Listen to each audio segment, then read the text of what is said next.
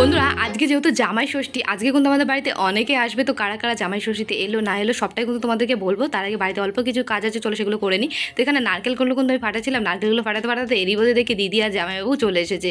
তো দিদি জামাইবাবু কিন্তু শুধু এসে, এখনও কিন্তু অনেকে আসবে, তো কারা এখনও কিন্তু আসেনি।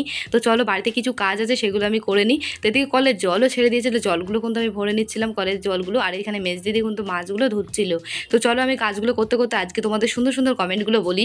তোমার ভিডিও আমার খুব ভালো লাগে, আমার নামটা নিও মানচূড়া।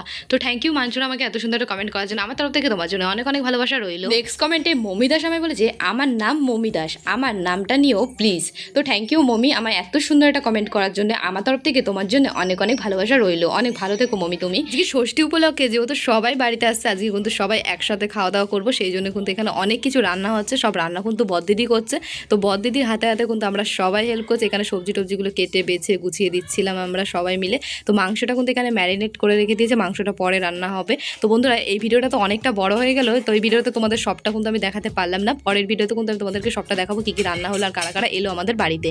তো যাই হোক বন্ধুরা, দেখা হচ্ছে তোমাদের সঙ্গে পরের ভিডিওতে।